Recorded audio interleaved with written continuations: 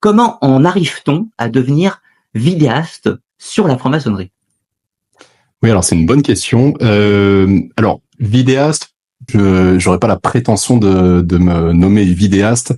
En tout cas, ce que je fais, c'est que avec mes moindres moyens, je crée du contenu, donc on va dire créateur de contenu sur la franc-maçonnerie et on va dire tout son univers ainsi que une partie de son symbolisme. Donc comment j'en suis arrivé là? Si tu veux, ça fait à peu près une dizaine d'années que je suis rentré en franc-maçonnerie.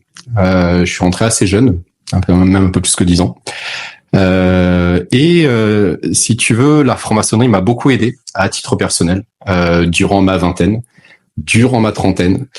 Et ce que j'avais voulu faire et ce que j'ai fait donc initialement, c'est vouloir partager non pas on va dire des éléments que on apprend uniquement en loge, etc. Mais mon point de vue, si tu veux, mes retours d'expérience sur le symbolisme maçonnique, en ayant, si tu veux, en faisant le lien entre le symbolisme ésotérique de la franc-maçonnerie, mais en prenant suffisamment de recul, tu vois, par rapport au rituel et en essayant d'interpréter le symbolisme pour pouvoir livrer des clés de développement personnel. Voilà, c'est vraiment mon sujet, si tu veux, le lien entre l'ésotérisme du symbolisme et le développement personnel. Et donc, ça a commencé comme ça.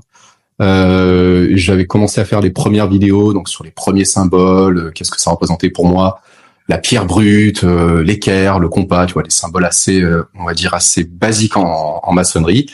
Et finalement, le compte a bien fonctionné, les retours ont été bons. J'ai vu que ça a aidé beaucoup de gens et donc j'ai décidé de continuer dans cette voie.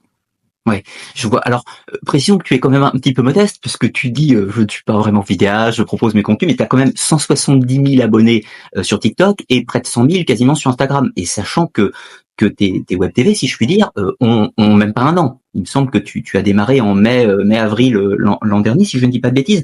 Donc c'est quand même un sacré parcours. Et aujourd'hui, ça touche pas mal de gens. Et à mon avis, ce n'est que le début.